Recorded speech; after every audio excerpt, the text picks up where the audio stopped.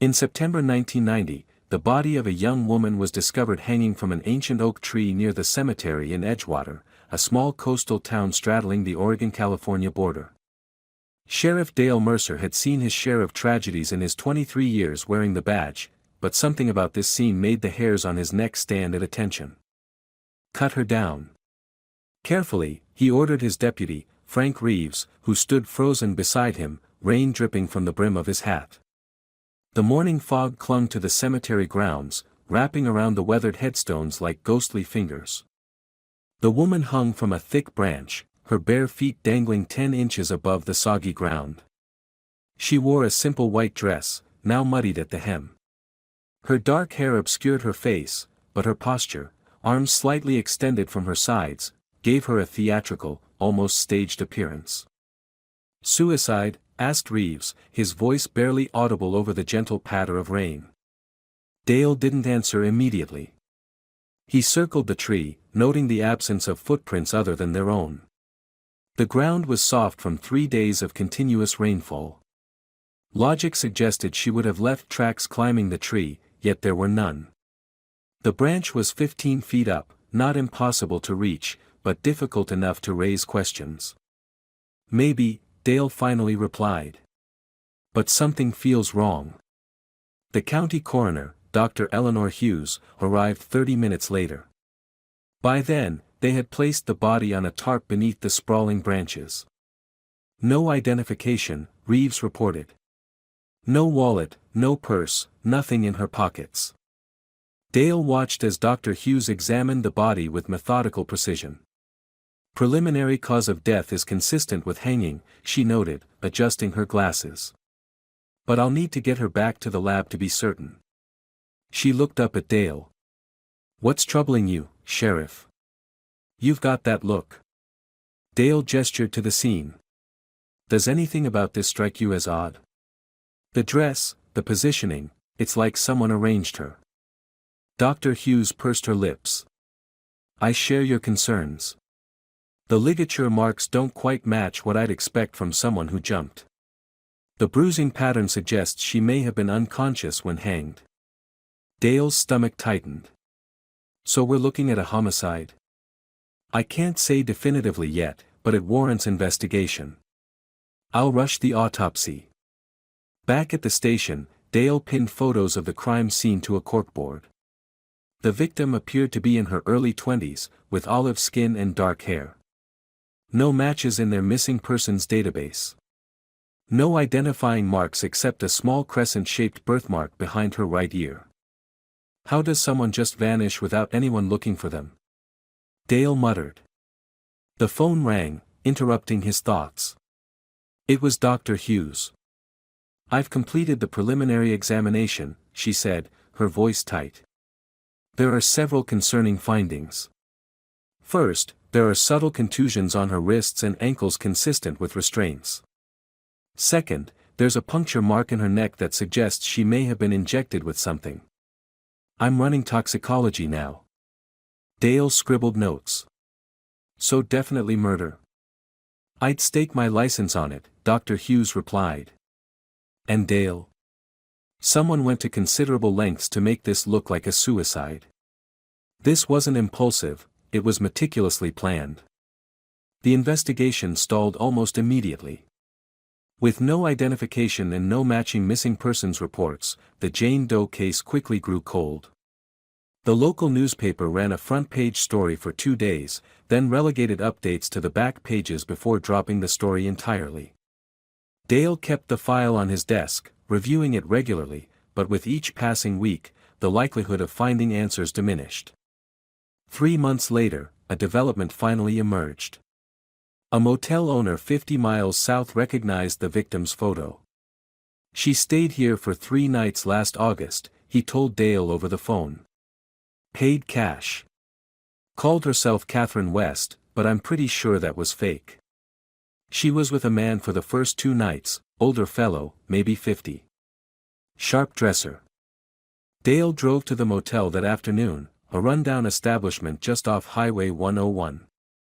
The owner, a heavy-set man named Tobias, showed him the registry. The handwriting was neat, almost perfect, too perfect for someone jotting down their name at check-in. Did she seem afraid? Nervous? Dale asked. Tobias shrugged. Not exactly nervous. More like, watchful. Always looking around. The guy, though, he was intense. Kept to himself, but I caught him arguing with her once. Not yelling, but the quiet, scary kind, you know. When they checked out, she was alone. Dale flipped through his notepad. Security cameras. Had M, but they record over every week. Whatever was there is long gone. Back in Edgewater, Dale expanded his investigation. He distributed the victim's photo to law enforcement agencies across the West Coast. 2 weeks later, a detective from Seattle called. We might have something, Detective Miranda Chen said. A college student named Eva Reston was reported missing by her roommate last August.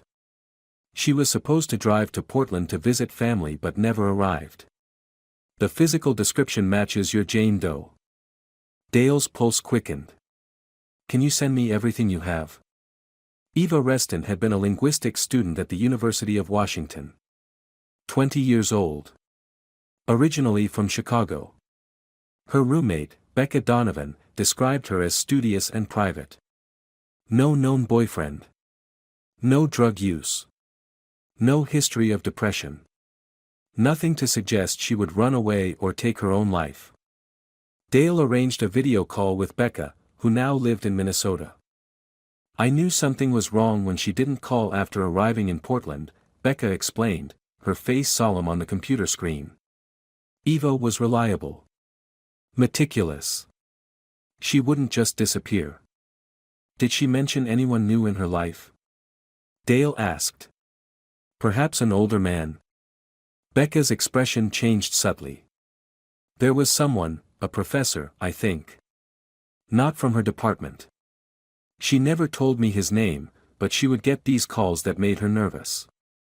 Once, I overheard her saying, "You shouldn't be contacting me here." Did you tell the Seattle police about this? I tried, but they seemed to think she had just taken off somewhere. They didn't take it seriously until weeks had passed. Dale scheduled a flight to Seattle the next day. The university was his first stop, where he met with the dean of the linguistics department, a stern woman named Dr. Abigail Winters. Eva was one of our brightest, Dr. Winters said, reviewing her file. She had a particular interest in obscure writing systems and cryptography, quite the talent for patterns. Was she close with any of the faculty? Dale asked. Dr. Winters considered this. Not particularly in our department. Although. She paused. There was some talk about her assisting Dr. Lawrence Kirby in the history department with research. It raised eyebrows because he rarely works with undergrads. Dr. Kirby's office was located in an ivy-covered building across campus. When Dale arrived, he found the door locked with a note indicating the professor was on sabbatical for the semester. He left rather suddenly, the department secretary explained. About 4 months ago. Said he had a research opportunity he couldn't pass up. 4 months ago, right around the time Eva disappeared. Dale obtained a warrant to search Dr. Kirby's office. Inside, he found a meticulously organized space with walls lined with books on ancient civilizations and forgotten languages. Nothing immediately suspicious until he noticed a small safe tucked behind a filing cabinet.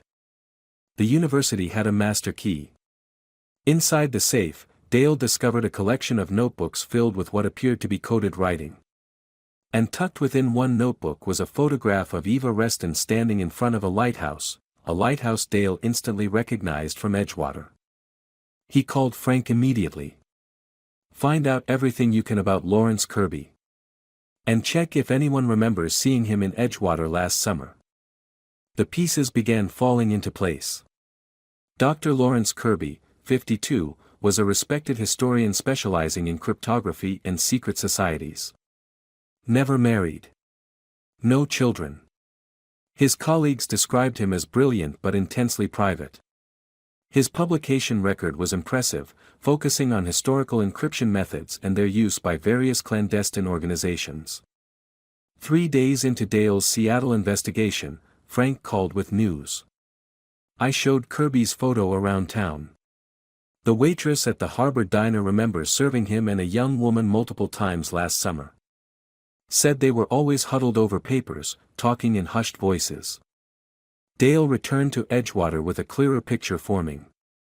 Eva had been helping Kirby with some kind of research important enough that he'd taken her to Edgewater. But why? What was in this small coastal town that would interest an academic studying ancient codes? The answer came from an unexpected source. Dale was reviewing Eva's autopsy photos when he noticed something he'd missed before.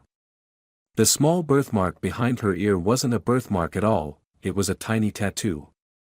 Under magnification, it revealed a symbol, a crescent moon intersecting with what appeared to be a stylized wave. Dale spent hours researching the symbol online until he found a match in an academic article about coastal cults of the Pacific Northwest. The symbol belonged to the Children of the Tides, a secretive group that operated in the region during the late 1800s. They believed in communicating with entities they claimed existed between worlds, using the rhythms of the ocean tides to open doorways to other realms. The article's author, Dr. Lawrence Kirby. Dale dug deeper into local history and discovered that Edgewater Cemetery contained a section where several members of this cult were buried. Their gravestones bore the same crescent and wave symbol, though weather-worn and barely visible now. He returned to the cemetery with fresh eyes, examining the area around the hanging tree. 20 yards away stood a weathered mausoleum bearing the name Thornfield. The door was heavy iron, rusted but secure. With the groundskeeper's key, Dale entered to find a simple interior with 6 burial chambers. What caught his attention was the wall opposite the entrance. Someone had recently cleared away decades of cobwebs and dust to reveal an intricate carving, concentric circles surrounding the now familiar crescent and wave symbol. And below it, fresh scratches in the stone, as if someone had been trying to decipher or extract something. Dale photographed everything, then expanded his search radius. Behind the mausoleum, partially obscured by overgrown bushes, he found a weathered stone well. Its interior was dry, the bottom filled with debris. Using his flashlight, he spotted something that didn't belong, a leather satchel wedged between stones. Inside were Eva's belongings, her wallet, university ID, a journal, and a collection of hand-drawn maps and symbols. The journal's final entry was dated August 27, 1990, just days before her body was discovered. L believes we're close to the cipher key. The title calculations align with the markings in the Thornfield crypt. He's growing impatient, insisting we must complete the work before the equinox. There's something he's not telling me about what he expects to find. Last night I overheard him on the phone, "Once the doorway is opened, we won't need her anymore. I need to be careful. Tomorrow I'll make an excuse to drive into Portland and contact Professor Winters. She warned me about getting involved with his research." Dale's blood ran cold.